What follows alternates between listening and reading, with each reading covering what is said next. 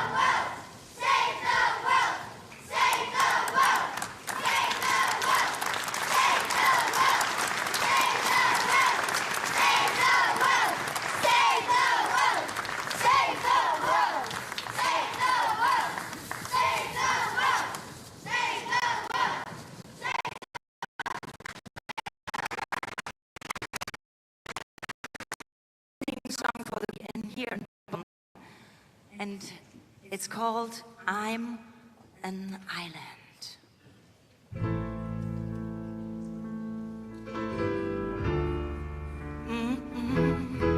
Oh, oh, yeah.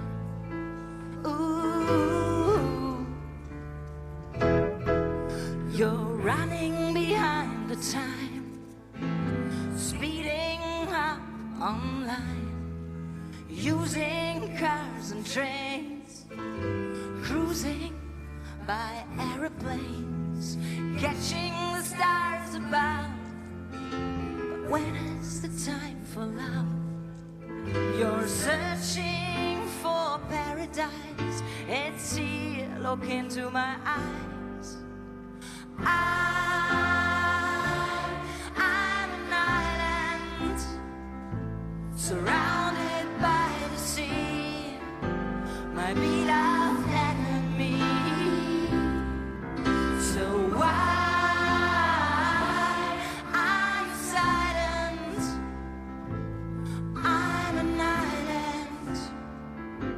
Will you hold on to me?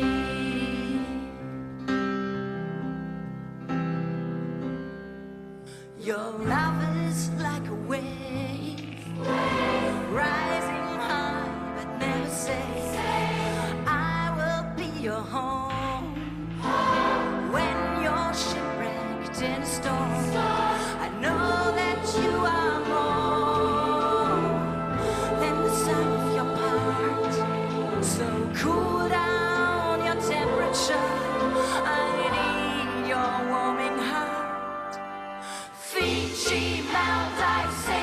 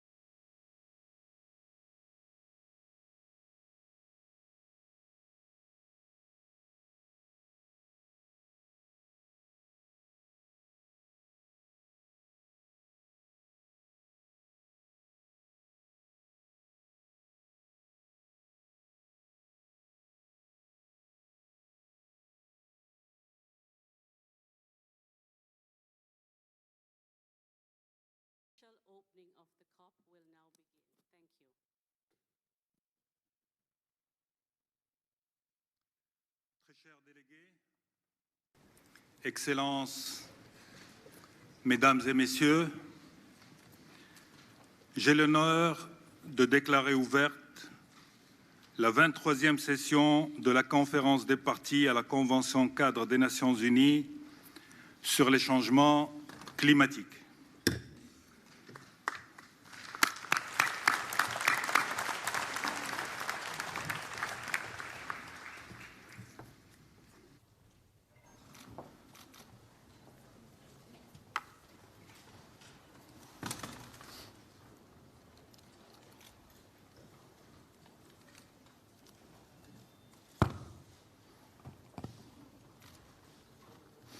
Madame la secrétaire exécutive de la CNUC, chère Patricia, Monsieur le Premier ministre, président désigné de la COP23, Excellences, Mesdames et Messieurs les ministres, chers délégués, Mesdames et Messieurs, bonjour. Assalamu alaikum, boula boula.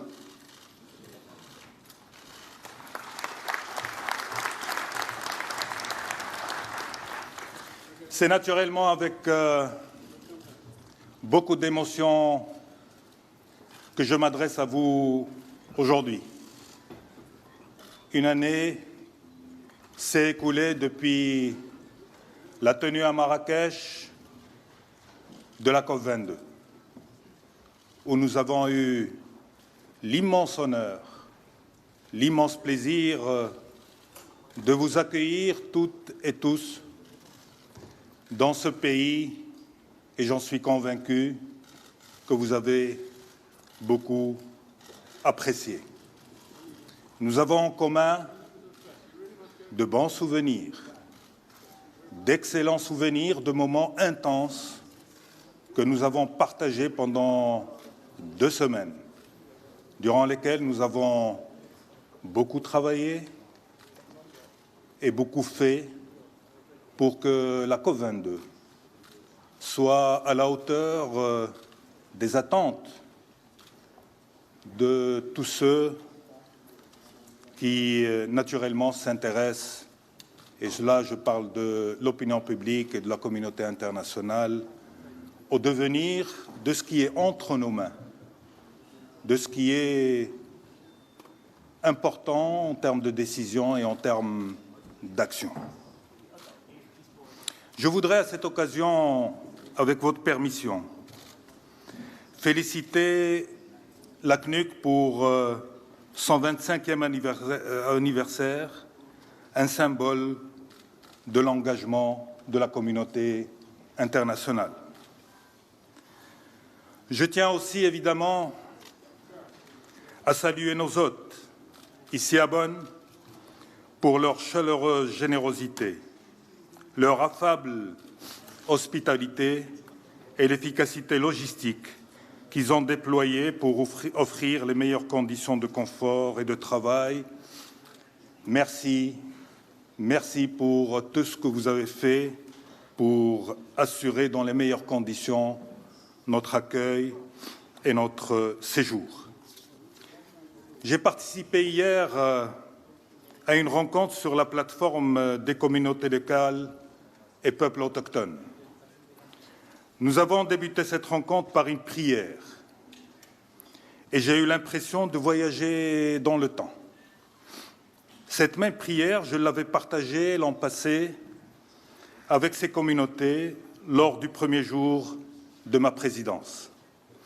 J'ai été accompagné et porté par cette prière tout au long de mon mandat. Merci pour ce souffle, merci pour cette inspiration. Et puisqu'on parle de prière, j'ai une pensée émue pour les victimes des terribles catastrophes qui ont endeuillé cette année des Caraïbes aux États-Unis en passant par de nombreux autres pays. Ceci nous rappelle encore une fois l'urgence d'agir. À Marrakech, dans son discours d'ouverture de la COP22, Sa Majesté le roi Mohamed VI a soutenu l'urgence d'agir en indiquant que le coût de l'attentisme et le manquement à l'impératif d'affronter le changement climatique et ses effets auront des conséquences graves, et a engagé toutes les parties à œuvrer à donner corps à notre attachement aux valeurs de justice et solidarité à travers la possibilité offerte aux pays du Sud, et plus particulièrement aux pays les moins avancés et aux États insulaires, de bénéficier d'un soutien financier et technique urgent, leur permettant de renforcer leurs capacités et de s'adapter au changement climatique. Le respect par les pays avancés de leurs engagements et la mobilisation à l'horizon 2020 des 100 milliards de dollars. L'implication de tous les acteurs dans la facilitation du transfert de technologies et la nécessité d'œuvrer au développement de la recherche et de l'innovation dans le domaine du climat. Et enfin, la contribution des acteurs non gouvernementaux, entreprises, collectivités territoriales et associations de la société civile à une forte dynamisation des initiatives Action globale pour le climat. La présidence marocaine s'est inscrite dans ces 4 orientations.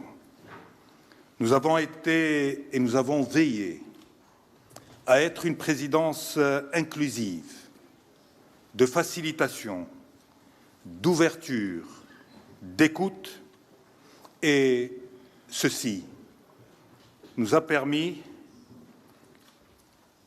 de faire progresser nos résultats sur 3 axes importants.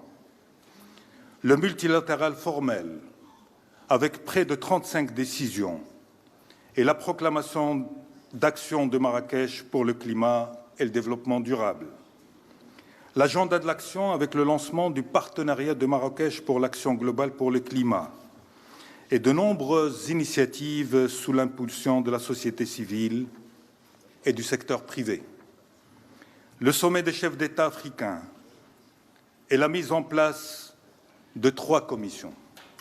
L'Afrique s'est engagée, l'Afrique s'engage, agit et parle de la même voix. La COP22 a été la COP d'une nouvelle génération de COP.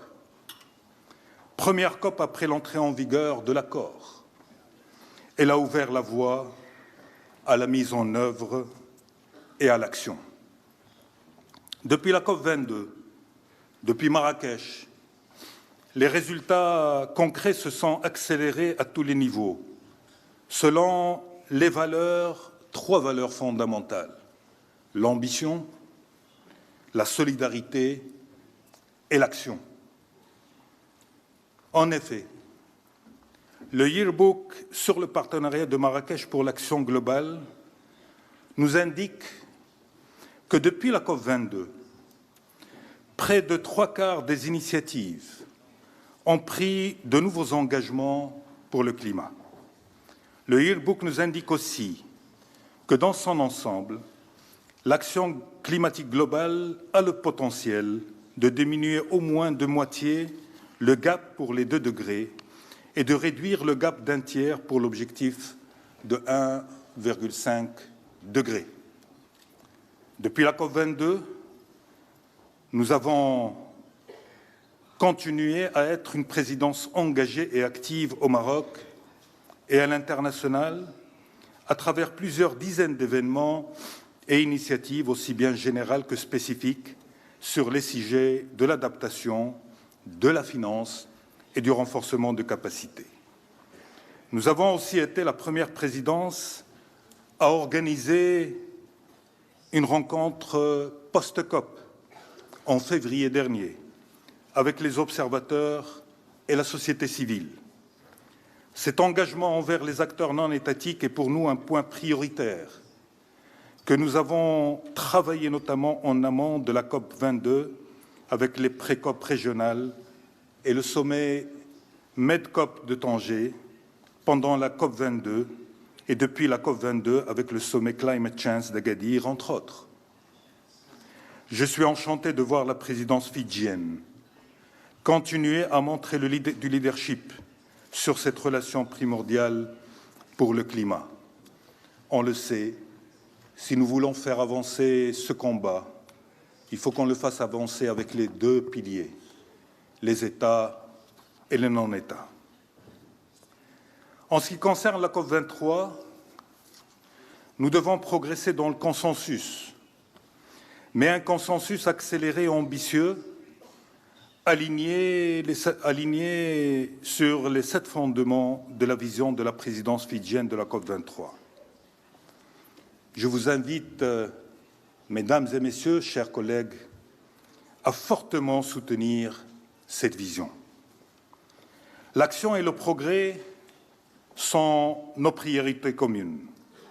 C'est pourquoi nous devons tous agir en solidarité, et je reviens souvent sur ce terme parce qu'il est au cœur de notre combat, et à tous les niveaux, pour relever les défis posés à nous tous par les changements climatiques. Il y a beaucoup de choses que nous pouvons faire, beaucoup de choses que nous devons faire pour atteindre les objectifs de l'accord et de l'agenda 2030 pour le développement durable. Aujourd'hui, mesdames et messieurs, le Maroc reprend sa place en tant que partie au sein de sa famille africaine, de ses autres groupes et de la communauté globale. En tant que pays, nous continuerons à nous engager résolument dans l'action pour le climat. Il est fort important pour nous d'assurer l'héritage de la COP22, non seulement au niveau international, mais également au niveau national, dans la continuité des grands principes énoncés dans notre Constitution et en cohérence avec nos politiques et stratégies publiques à tous les niveaux de gouvernance. Le Maroc continuera à s'inscrire dans le multilatéralisme et la coopération internationale, particulièrement par le biais de la coopération Sud-Sud, tout en gardant en tête le fort potentiel de la coopération triangulaire.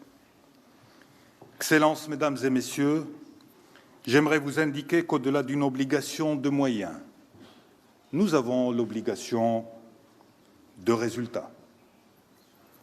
Selon le rapport du Programme des Nations Unies pour l'environnement communiqué récemment, les contributions déterminées des pays au niveau national ne nous feraient rencontrer que le tiers du chemin pour atteindre l'objectif d'être bien en deçà de 2 degrés Celsius.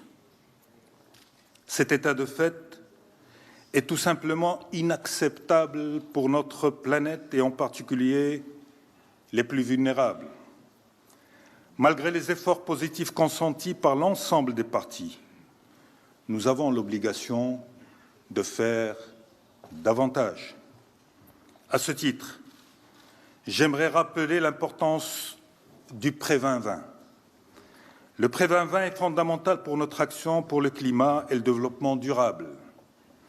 Et nous invitons tous les pays à agir résolument dans ce cadre, dans le cadre des principes de solidarité, d'efficience et d'efficacité.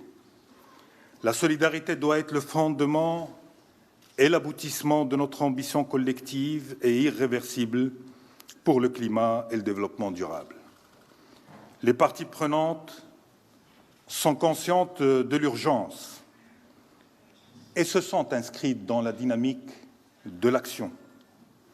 C'est le constat limpide qui ressort de l'engagement et de l'innovation que nous observons chaque jour davantage sur le terrain. En guise de conclusion, j'aimerais partager avec vous une légende. Il y aurait ainsi quelques milliers d'années, le grand chef Lutuna Soba Soba a mené son peuple au travers des océans jusqu'à la terre ferme de Fidji.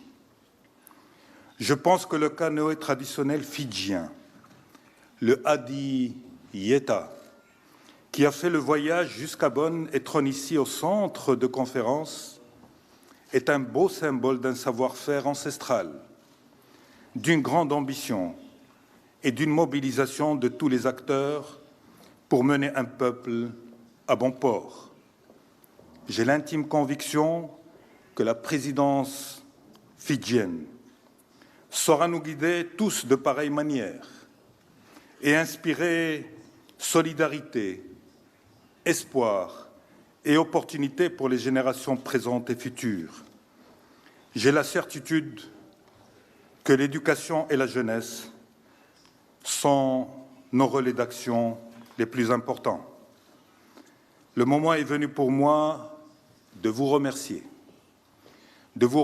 tous du fond du cœur. Je voudrais en particulier remercier les équipes du secrétariat, les présidents de tous les organes subsidiaires et leurs équipes, naturellement à tous les membres du bureau de la COP. Votre passion et votre dévouement ont été pour nous une source constante de motivation. Bien entendu, j'aimerais aussi remercier l'ensemble de l'équipe marocaine de la COP22 qui a travaillé fort pendant maintenant plus de 2 années et continue à travailler avec engagement dans un esprit de synergie positive et dans un esprit d'engagement continu. Au nom de l'équipe marocaine de la COP22, j'aimerais vous dire, ma chère Patricia, Excellences, Mesdames et Messieurs, chers amis, un grand merci d'avoir partagé avec nous des moments privilégiés, des moments de dur labeur, mais des moments d'inspiration et une constance, celle de la solidarité nécessaire entre nous tous pour notre bien-être collectif et commun. L'histoire ne retiendra qu'une seule chose. Et j'ai tout de suite une pensée pour ces enfants qui nous ont fait l'ouverture avec beaucoup d'émotion. Qu'est-ce que nous allons leur laisser? L'histoire ne retiendra pas qui a été plus fort ou plus faible. L'histoire ne retiendra pas qui a été brillant et celui qui a été moins brillant. L'histoire ne retiendra que ce que nous sommes et nous allons être capables de délivrer. Le monde nous attend, l'humanité nous attend. Je le répète encore une fois, les négociations, c'est important. L'action est plus importante. Je sais que chacun et chacune a un mandat dans le cadre de son pays ou dans le cadre de son groupe. C'est naturel et c'est la caractéristique de tous les processus. Mais nous devons privilégier toujours une chose, regarder de l'avant, penser que nous devons agir et agir vite. Nous sommes dans une logique gagnant-gagnant parce que dans ce processus, il n'y a que des gagnants. Il n'y a que des gagnants. Il n'y a pas de démonstration de force à faire. Il n'y a que de la démonstration d'ingéniosité et d'engagement à faire. Et c'est cela qu'attend de nous la communauté internationale, c'est cela qu'attendent de nous les générations futures. Aujourd'hui, il y a des victimes, il y en aura d'autres demain. Mais notre responsabilité est de faire de sorte qu'il n'y ait plus de victimes, qu'il n'y ait que des gens qui vivent dans la paix, dans la sérénité et dans la bonne entente. Je vous remercie.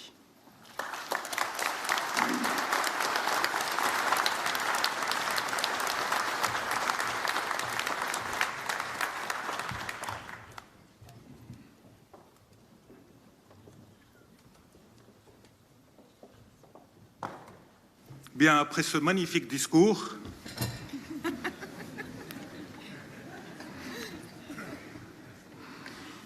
chers délégués, j'aimerais vous inviter à examiner le sous-point 2 de l'ordre du jour provisoire, élection du président de la 23e session de la conférence des partis.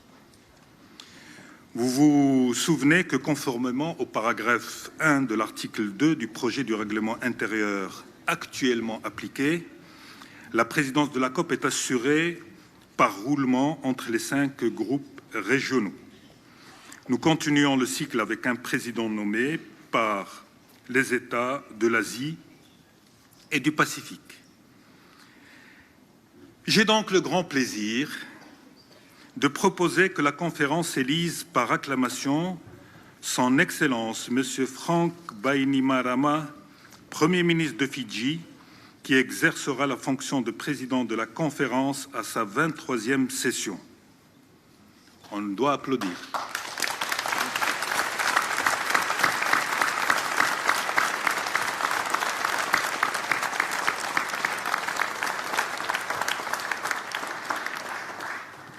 Je déclare donc Son Excellence M. Frank Bainimarama élu président de la 23e session de la conférence des partis. Voilà.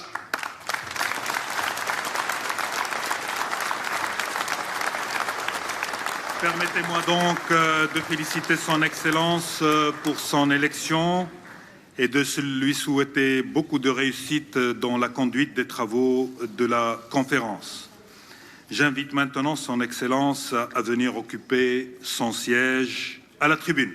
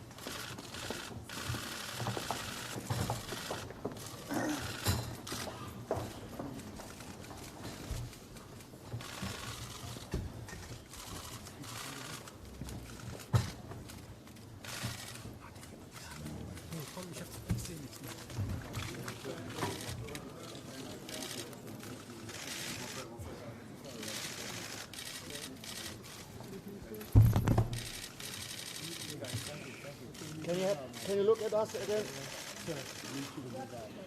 Thank you. Once again, please. Not moving.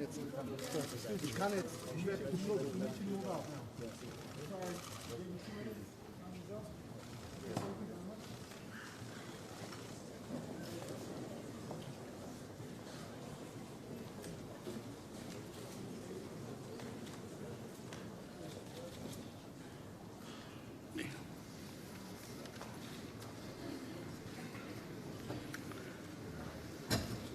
Distinguished delegates, ladies and gentlemen, it gives me great pleasure to introduce the Fijian traditional ceremony of welcome to COP23. The Ngalongalobi involves the presentation of a tambua, the tooth of a sperm whale, to our chief guest. It will be followed by the Yangona Vakaturanga, in which our national drink, the kava, will be served and accepted on behalf of the UN member states and everyone in the room.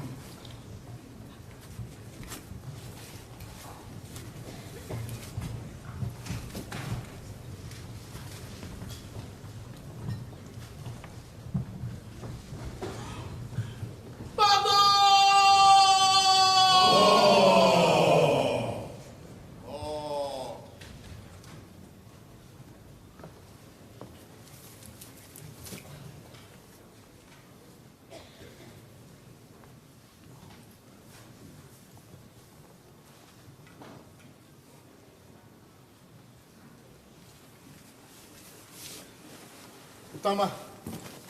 Oi. Waturang sa ati na oi. Matantu waturang o chamani. Nakena minister ni environment. Oi. Natamba kata kaya ngarapa. No, ikambul eno tapuno. Kamu na kung sa mila sa kati kay matamani. Namarama ni minister. Gosa ka na kay miningalo ibe waturang. Ay bari kita tayo na wakas solo atiko. Muni sebuti kina na mata sa kanila ko. Ano na kamu na nga? Na president ni COP23. Na liu ni matin tu biti. Non na banua. Natena. Ngoni turang ambal ro tiko ba. Ito kene bilbo. Marau obiti. Na kalunga to obiti. Iredi tikain. Kanu itaki. E bagara utaki na kana rotin. Na kana liu taki. Na kena sangai me maroroi se sangai me baka bilang atak na bibi saunin rak sa tari kena sa sakani to raka enda taka baroke pala mo na boss di kamunang na kemu ninggolo be waturang bari detal no musiu biki na matan sinu ko sa tabe sa katyo ni waturang kena be buno sa tabro ka toman dere kena bulle aso soratu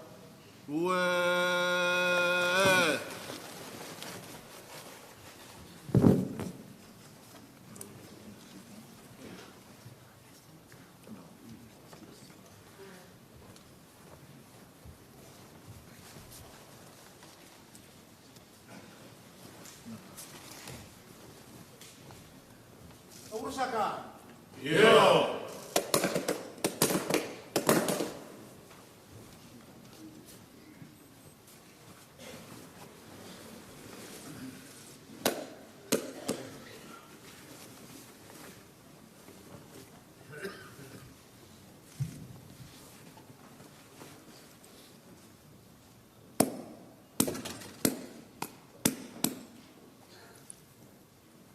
Lagi libat cari kena batu ni banua.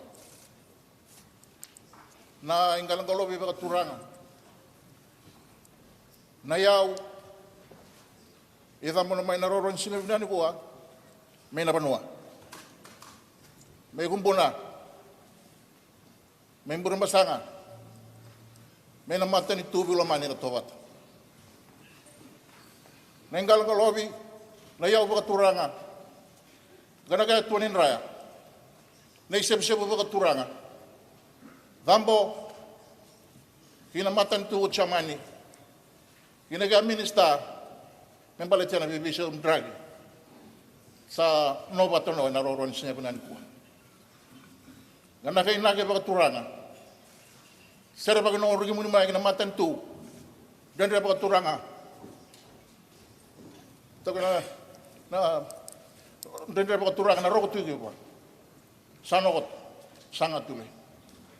Sa sobrang durigi, nanam tuyaw, nang kona, pamutaw na lang ito turang ha. Inang doon, no? Ngayon, saba. Sa labit siya tayo kay Kilomalang. Meron ng kayo baka lungat tayo na may.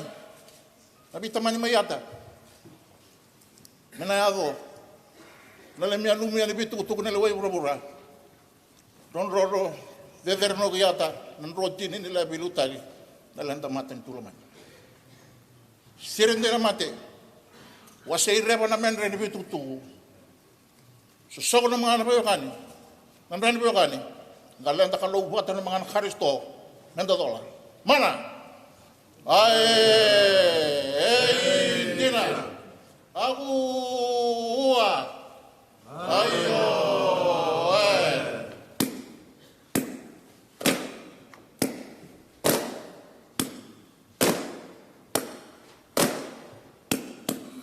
Ayaw na ako na. Kenapa kali? Nanduri. Nak. Wingor ko rabi nagaturangan sa rabaw na bimbulaw. Saan kayo ba tunay yaw lebu? Nga nagaya ko na pagkaturang.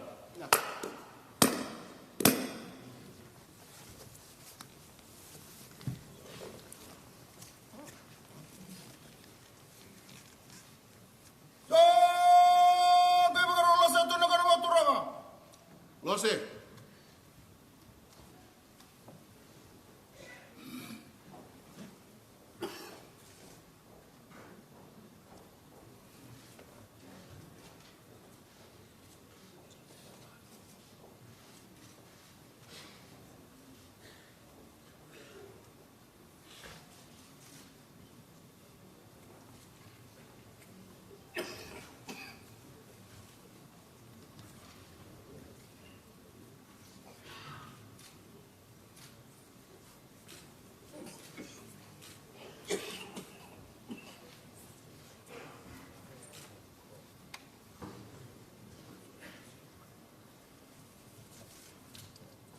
Moindonu.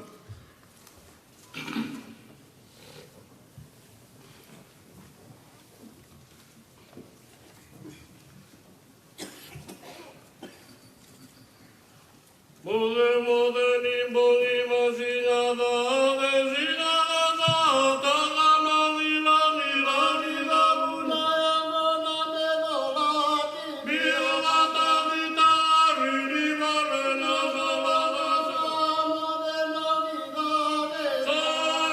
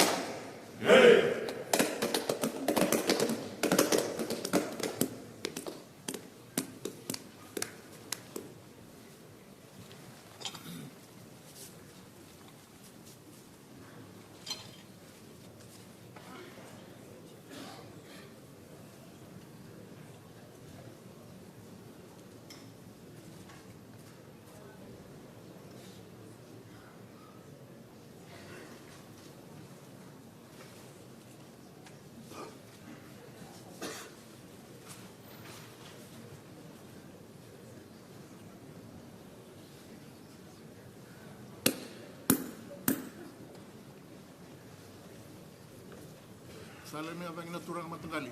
Bukal ngata. Bula. Na bukal lepo na pingkora bu mutu naga turanga.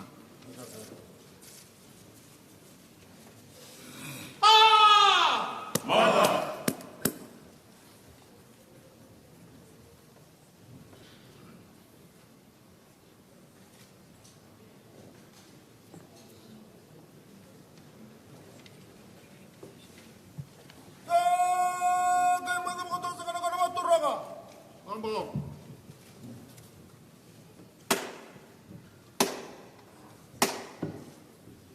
Naka.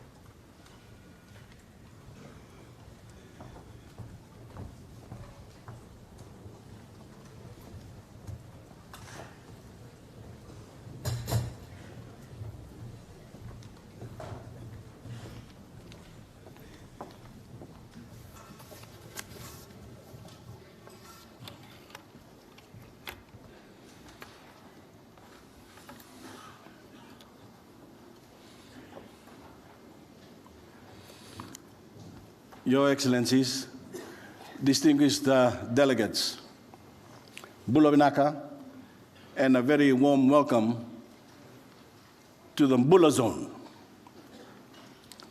It is a great honor for Fiji to receive the baton from Morocco of the presidency of COP and assume the responsibility for implementing the Paris Agreement and prepare the way for more ambitious climate action. From one of the most climate vulnerable regions on Earth, I bring you the greetings of the Fijian people and all the Pacific Islanders, and our collective plea for the world to maintain the course we set in Paris. The need for urgency is obvious. Our world is in distress from the extreme weather events caused by climate change. Destructive hurricanes, fires, floods, droughts, melting ice, and changes to agriculture that threaten our food security. All consistent with the science that now tells us that 2016 was a record year for carbon emissions. All over the world, vast numbers of people are suffering, bewildered by the forces ranged against them. Our job as leaders is to respond to that suffering with all the means available to us. This includes our capacity to work together to identify opportunities in the transition we must make. We must not fail our people. That means using the next 2 weeks and the year ahead to do everything we can to make the Paris Agreement work and to advance ambition and support for climate action before 2020. To meet our commitments in full, not back away from them, and to commit ourselves to the most ambitious target of the Paris Agreement, to cap the global average temperature at 1.5 degrees Celsius over that of the pre-industrial age. Excellencies, distinguished delegates, by aiming for 1.5 degrees, we are setting ourselves a serious challenge. But it provides us with a mission. It engages our capacity for ingenuity, for organization, and sheer hard work. And who knows what we might achieve when humanity's capacity to innovate is unleashed. What we do know is that if we don't rise to the challenge, we will definitely fall short and expose our people to more risk, more destruction, and more suffering.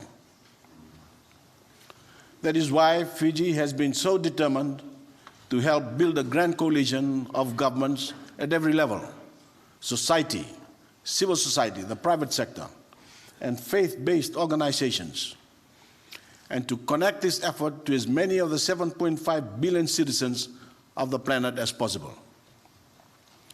We must make this effort more relevant to people's lives, which is why in the next 2 weeks, we are giving much more emphasis to the Climate Action Zone, the Bonn Zone. And to enable me to be present there and meet the many thousands of non-state actors who are also part of this grand coalition, the formal negotiations in this room will be conducted by our chief negotiator, Ambassador Nazhat Shamim Khan. We are not only bringing our Fijian Bula spirit to Bonn with our cultural performances, we hope to infuse these negotiations with the Pacific Talanoa spirit of understanding and respect. Because the only way for every nation to put itself first is to lock arms with all other nations and move forward together. Talanoa helps us to understand that essential truth. And I'm very gratified that so many of you have begun referring to the Talanoa dialogue as the best way to raise ambition and accelerate our response to this challenge. I also appeal for a lot more resolve to assist the more vulnerable to adapt to climate change. And as president of COP23, we are launching an ocean pathway to ensure the ocean is an integral part of our UNFCCC process by 2020. Excellencies, distinguished delegates, this is our moment of truth, when all of us in this room will be tested. We must not be found wanting. We are all in the same canoe, which is why we have Ndrua, a Fijian ocean-going canoe, in the foyer, to remind us of our duty to fill its sail with a collective determination to achieve our mission. So let's make the hard decisions that have to be made for the sake of ourselves and the generations to come. Let's use the next 2 weeks to get the job done. Thank you. God bless you all.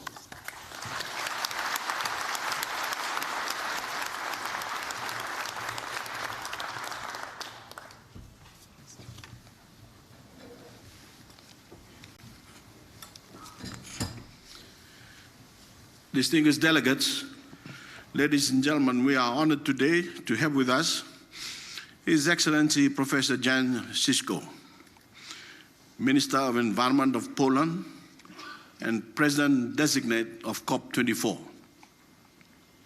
We will all benefit from your experience as COP24. Will be your second time serving as President of this very important process. I look forward to working together with you towards a successful COP24. It now gives me great pleasure to invite the Executive Secretary, Ms. Patricia Espinosa, to give a welcoming speech.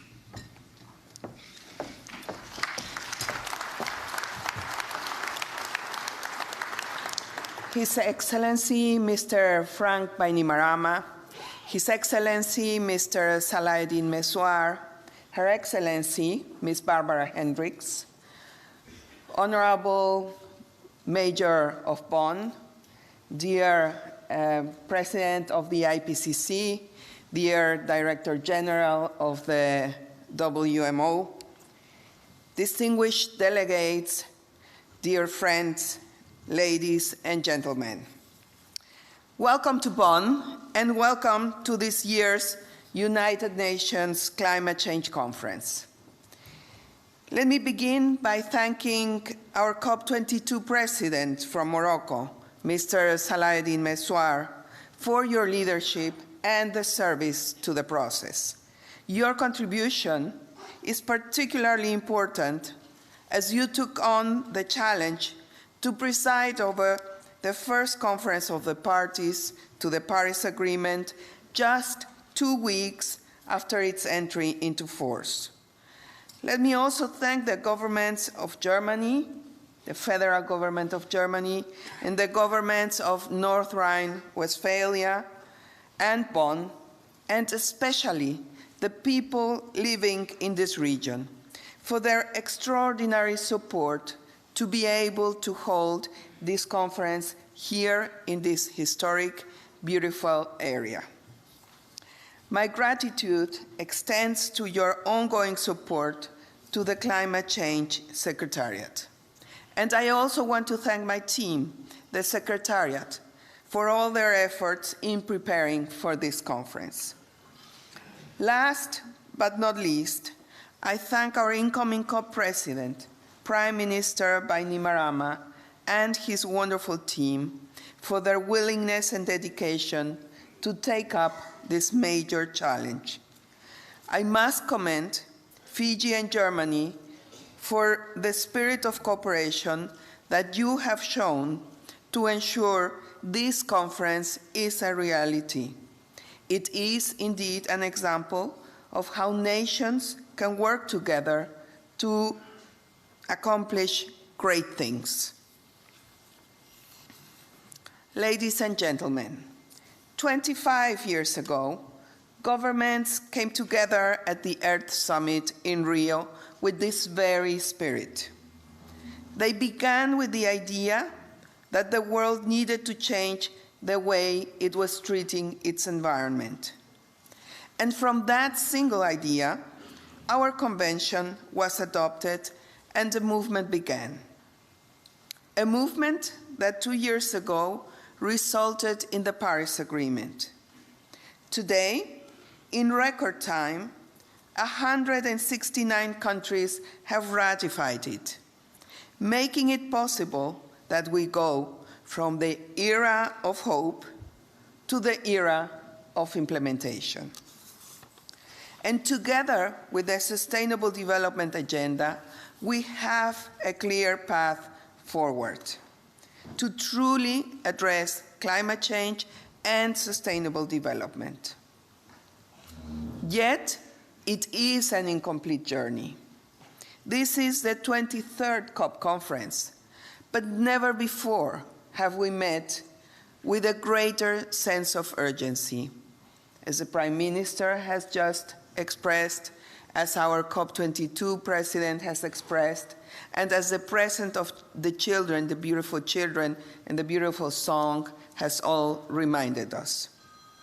Millions of people around the world have suffered and continue to suffer from extreme weather events. Above all else, we have compassion for them, their families, and their suffering.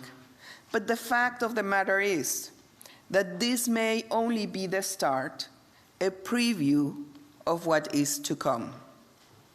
As the World Meteorological Organization reported just a few days ago, 2017 will likely be one of the hottest 3 years on record.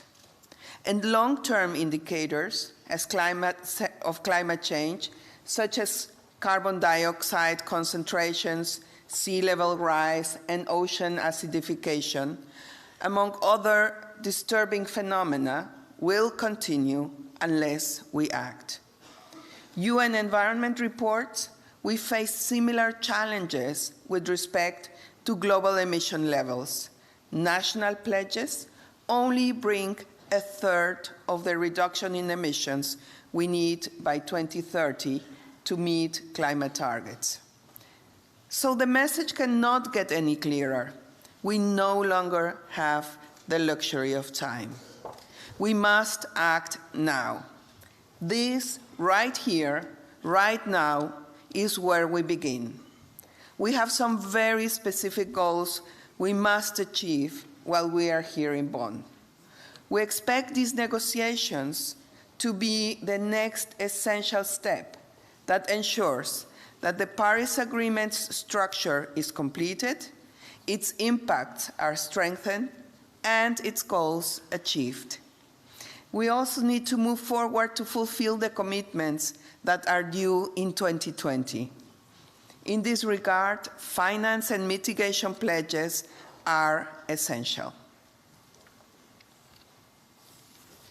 We are excited about the enthusiasm of non-party stakeholders. Around 10,000 people are here to have conversations and look for solutions that apply to our practical lives. It is truly inspiring to see how, for the first time in history, these groups are aligning themselves with a multilateral agreement. Dear friends, I have outlined the importance of our tasks, the urgency with which we need to complete them, and the increased ambition that we need from all of you. Let us go forth. Let us complete our work. Let us act with a renewed sense of ambition. And let us fulfill not only the promise of Paris, but the promise of hope and the promise for all of humanity that was set out 25 years ago at the summit in Rio. Thank you very much for your attention, and let's have a very successful COP.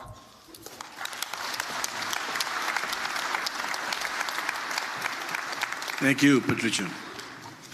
I would now like to invite Mr. Peteris Talas, the Secretary General of the World Meteorological Organization, to address the plenary.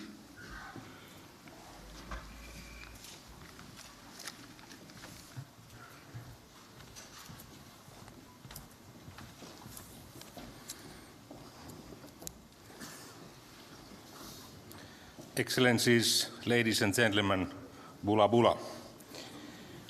Thanks for the opportunity to address this very important event, and as a complement to this invitation, we have organized you together with the Deutscher Wetterdienst, the local weather service, very good working weather.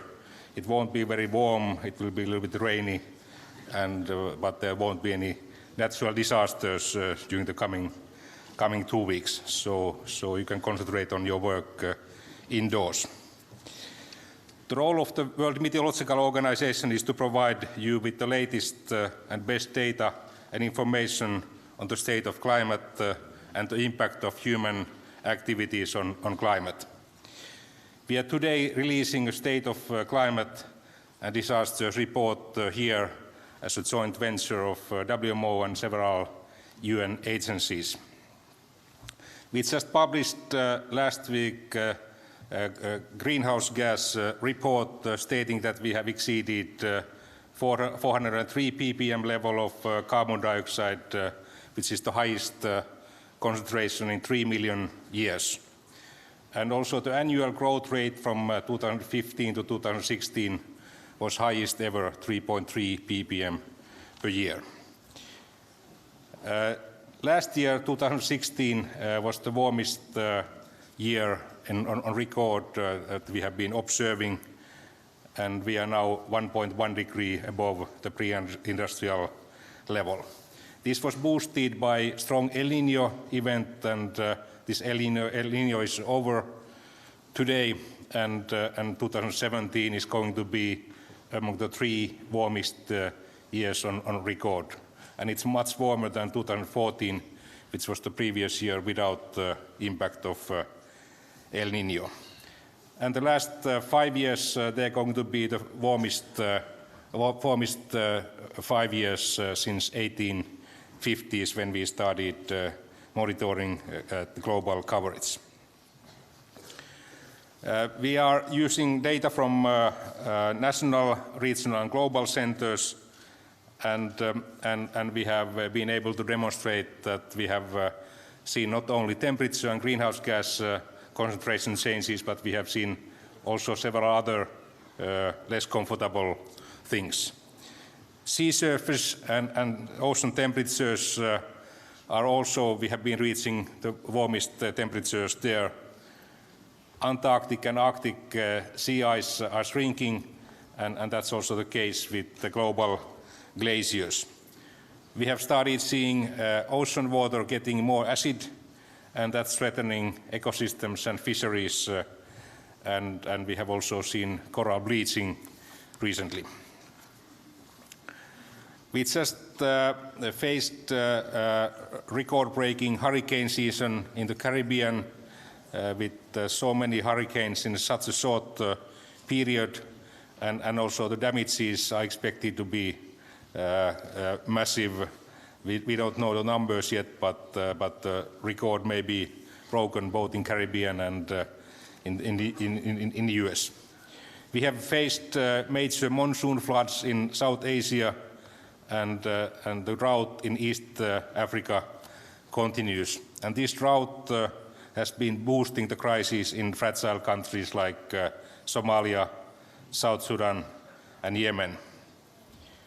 All these events demonstrate the power of a climate system to affect the well-being of people, disrupt natural ecosystems, threaten food security, and trigger displacement and migration.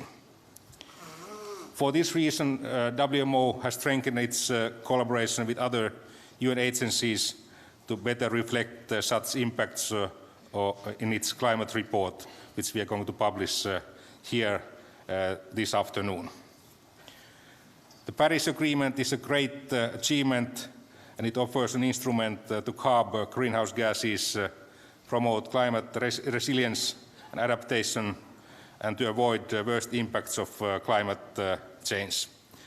We also have to pay attention to climate adaptation, and investments in early warning services at national level are a very good way to adapt. We also continue promoting climate science in our World Climate Research Program, and also in our Global Climate Observing System and Global Atmosphere Watch, which is very much devoted to greenhouse gas monitoring. There's a need to enhance the amount of greenhouse gas monitoring sites tenfold to be able to monitor what's happening in real atmosphere and to understand the trends of greenhouse gases in a better fashion. We have inertia in the climate system, and that's why we expect this negative trend with increasing amount of disasters to continue until 2060s. We just received a new US climate science report provided by the best scientific experts of United States, and this report and also other scientific results indicate that we are now moving towards 3 to 5 degree warmer climate rather than 1.5 to 2 degrees, which was set in Paris. So we have a common challenge here to raise the level of ambition in climate mitigation. We have a couple of decades time to change our behavior. It means energy systems transport system and also dietary system to avoid problems for the future generations. The lifetime of carbon dioxide is thousands of years and the time window is quite limited. So with these words, I would like to wish you a fruitful and especially productive COP23 meeting. Thank you. Danke schön.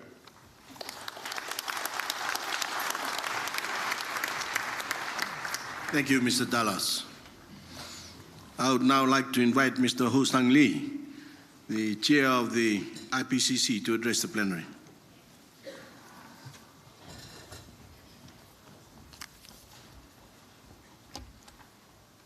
Mr. President, Madam Executive Secretary, Excellencies, distinguished delegates.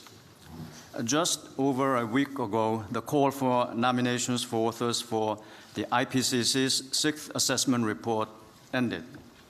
I can inform you today that we received over 7,500 nominations, more than twice as many as we have for the 5th assessment report.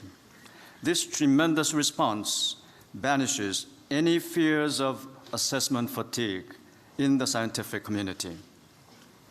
These nominations show that we can draw on a superb range of talent and expertise for the IPCC's work as implementation of the Paris Agreement begins. The author team selected from these lists will build on assessment around the outlines agreed for the 3 working group contributions. Working Group 1 will cover observations of the changing state of climate system, evaluating the human influence, near-term predictability, and projections of future changes. We will emphasize particularly this round climate information relevant for regional impact and risk assessment, including extreme events. Working Group 2 will assess the impacts of climate change on ecosystems, biodiversity, and human societies, cultures, and settlements.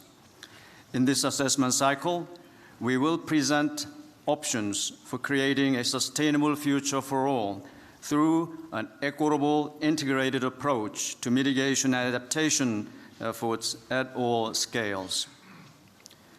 Working Group 3 will build on the 5th assessment report through 3 innovations.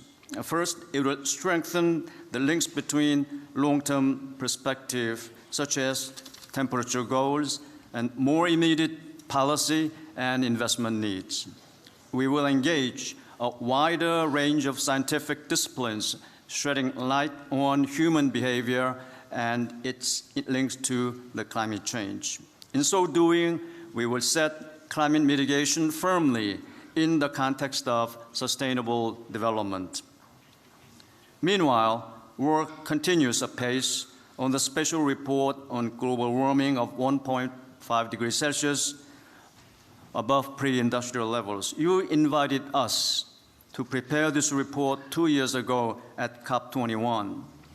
All 3 working groups, IPCC working groups, worked together to produce this special report. The first order draft reviewed more than 3,000 publications, 2/3 of which have been published since the 5th assessment report. The draft received 12,895 review comments from 489 expert reviewers in 61 countries. Authors are currently preparing the second order draft, which will go for another round of expert review early next year.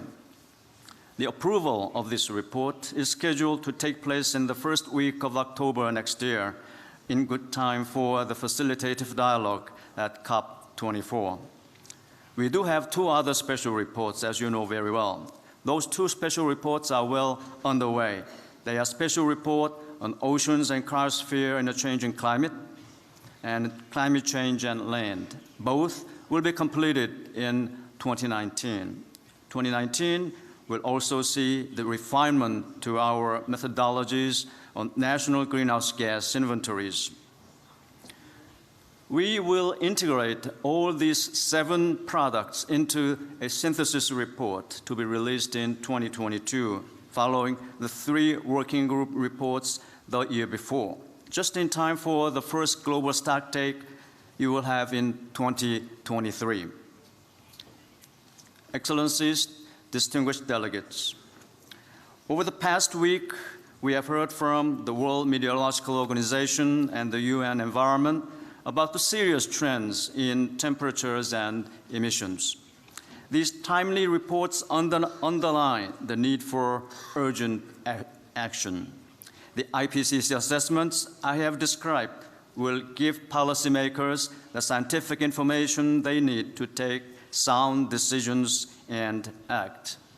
We are now in the most ambitious work program the IPCC has ever undertaken in its existence of nearly 30 years, delivering one or more policy-relevant products to you almost every year for the next 5 years. You have heard the enthusiastic response of the scientific community to the IPCC's call. Scientists give their precious time and expertise voluntarily to the IPCC.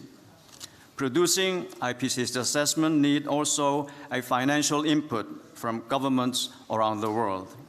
IPCC gratefully acknowledge the countries, both developed and developing nations, already supporting us. With your support and the demonstrated commitment of the scientific community, the IPCC is ready to provide the scientific knowledge you need. Let me close by saying that let's science and policy work together to respond to the challenges of climate change and for the sustainable development. Thank you very much for your attention.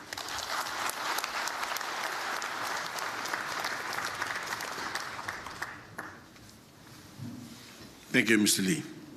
I would now like to invite Her Excellency, Ms. Barbara Hendricks, Minister for Environment, Nature, Conservation, Building and Nuclear Safety of the Federal Republic of Germany, to address the plenary.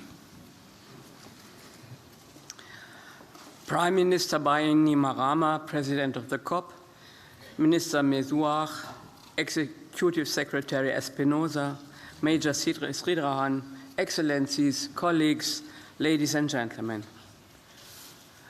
Bula Vinaka, it gives me great pleasure to welcome you all at Bonn. I come from this region and I can assure you that the people of Bonn are very proud to have you here. As host to the UN Climate Change Secretariat, Bonn is evolving into a global center of climate action and an international hub of sustainable development. Germany, and in particular the city of Bonn, are delighted to be your hosts for the next 2 weeks. I hope that you will feel very at home here, and we will do everything we possibly can to ensure that you do. Ladies and gentlemen, friends, the fact that Fiji has the presidency of this year's COP sends a powerful message. Prime Minister Bainimarama, Germany and Fiji have been working together very closely in recent months, and a real friendship has now developed between our two teams. I would like to offer my thanks for this and for Fiji's commitment and your own personal dedication. A small island state and representative of the particularly vulnerable countries is chairing a climate change conference for the very first time. The international community needs to focus to a much greater extent on the situation in these countries, and we all have to support Fiji's presidency to this end. There is a point of no return for humanity, and we will reach this point if we disregard the upper temperature limit agreed at the Paris Conference of the Parties.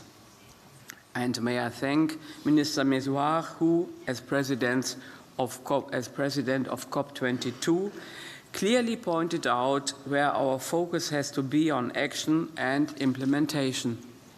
In Paris, We agreed to limit global warming to well below 2 degrees Celsius and, if possible, to 1.5 degrees Celsius. We have to achieve this with the combined forces of our nationally determined contributions. The fact is, this is not the case as things stand. All countries in the world have to step up their efforts to reach the agreed national targets and to increase the ambition of these targets. Moving away from fossil industries is difficult throughout the world. I know all about how difficult it is. But we have to persevere and continue on this path, otherwise our planet will continue to heat up. Ladies and gentlemen, in August this year, Tony de Bruym passed away. Many of us were proud to call him our friend. He was a perfect role model for collaborative dedication to protecting our precious planet. In Paris, he forged and led the High Ambition Coalition because he knew that climate change will bring great suffering to many regions in the world. In Paris, we entered the conference arm in arm as a sign of our common commitment. Now we have to remain united and follow out words with deeds. Ladies and gentlemen, colleagues, over the next 2 weeks we will be negotiating, but is not all we will be doing. The COP also provides a platform for numerous stakeholders to demonstrate that greenhouse gas reductions and the transformation to a sustainable society are already well underway.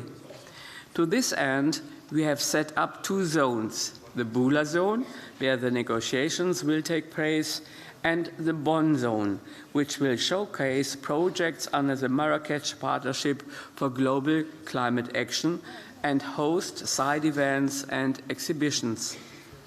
Another reason for having to enable us to invite many more representatives of civil society than had been possible at previous COPs. In establishing this concept, we were able to draw on a wealth of experience at the UN Climate Change Secretariat. I would like to thank you, Patricia Espinosa, and your wonderful team for the very constructive cooperation. Ladies and gentlemen, we make significant progress on implementing the Paris Agreement here at COP23. We should be guided by first, climate change is scientifically proven. The impacts are already being clearly felt today. Climate change poses a threat to the natural foundations of our lives and is even an existential threat to some countries of the world. Secondly, the Paris Agreement is irreversible. We now have to do everything in our power to implement it, and we do not have much time left. Thirdly, every dollar that we invest today in climate action pays off in cleaner air, better health, and new economic and social opportunities for the future of our countries. We can, and in fact we must, shape a world in which our children and grandchildren can lead good lives. Ladies and gentlemen, colleagues, limiting greenhouse gas emissions is a central challenge for the future. But even if we master this challenge together, we will not be able to completely stop climate change in its tracks. Adaptation measures will be required in many countries, which is why adaptation to climate change is an equally important second pillar of the Paris Agreement. Germany has been very committed in this area in the past and will remain so in future. It therefore gives me great pleasure to announce that we will once again support the Adaptation Fund this year with an additional 50 million euros.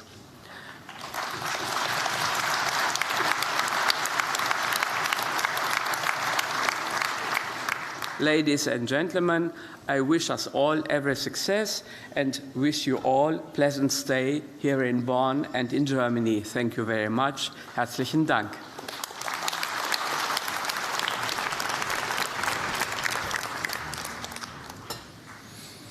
Thank you, Your Excellency. I would now like to invite Mr. Shok Alexander Sridharan, the Mayor of the City of Bonn, to address the plenary.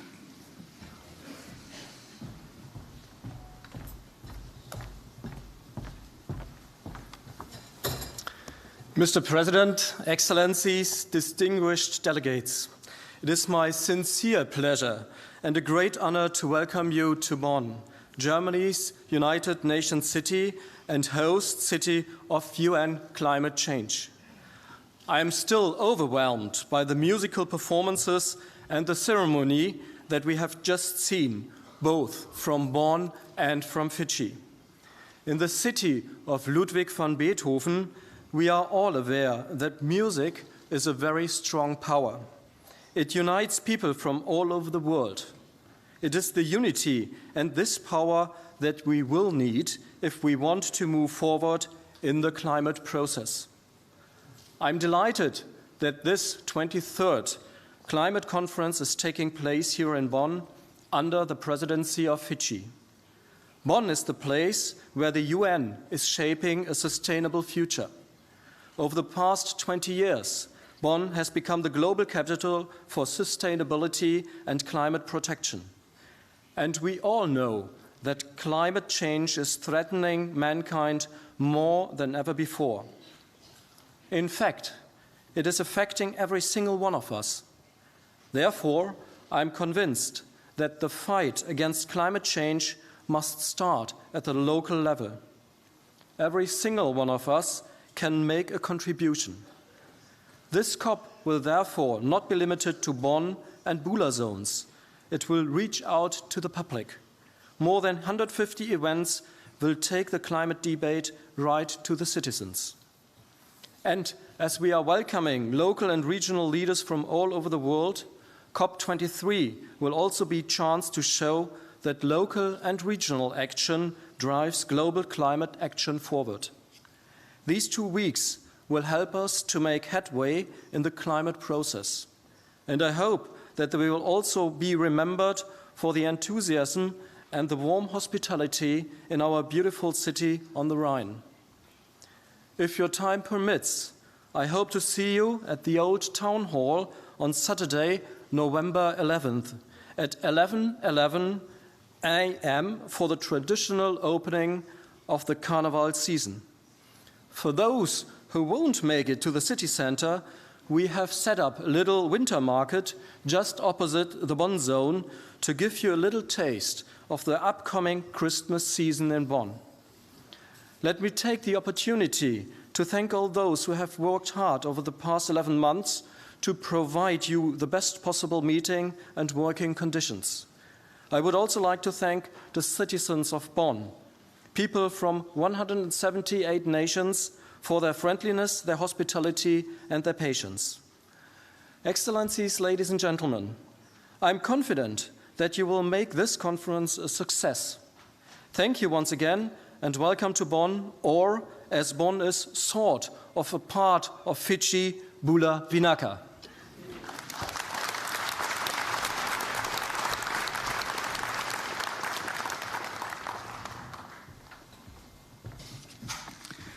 Thank you, sir. This brings us to the end of the opening ceremony.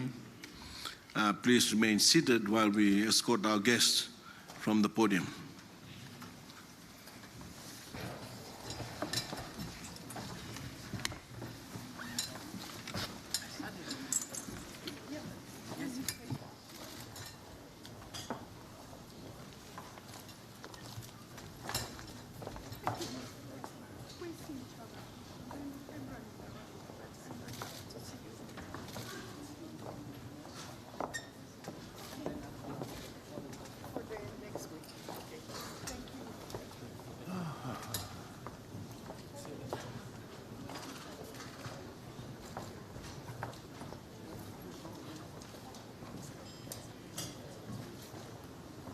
Excellency.